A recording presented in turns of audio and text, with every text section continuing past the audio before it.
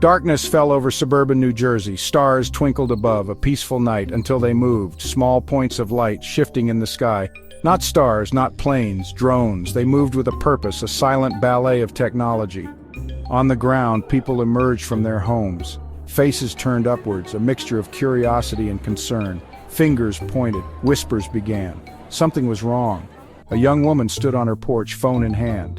The blue light illuminated her worried face. News websites loaded, each headline more unsettling than the last. Drone sightings, multiple states, no explanations. Fear tightened its grip. This was not a local incident, this was bigger, this was everywhere. The police station buzzed with activity, phones ringing off the hook. The chief, a man hardened by years on the force, slammed his fist on the table. "We gotta tell people something, what do we know?" An officer, younger, face etched with concern, responded. "Drone activity is off the charts, Chief. Our systems can't keep up." The chief swore under his breath. "Damn things are everywhere, and we're blind." On the television screen, a montage of news reports flickered. Talking heads debated, their voices laced with urgency and uncertainty. Was it a foreign power, a domestic threat, a prank gone wrong? Theories swirled like the drones themselves. One expert, his face grim, spoke directly to the camera. "We've never seen anything like this. The technology is sophisticated, the intent unclear. We need answers."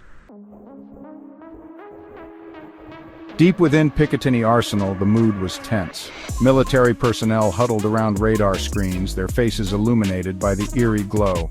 "Sir, we have multiple unidentified contacts entering restricted airspace."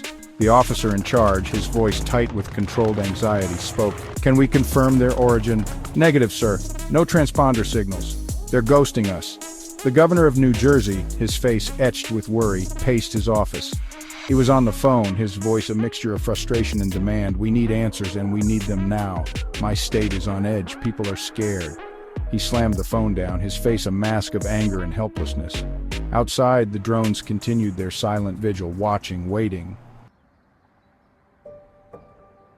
Nightfall returned. The drones, like phantom fireflies, danced against the velvet sky. Inside a quiet suburban home, a family huddled around a computer screen. The glow reflected in their wide, frightened eyes.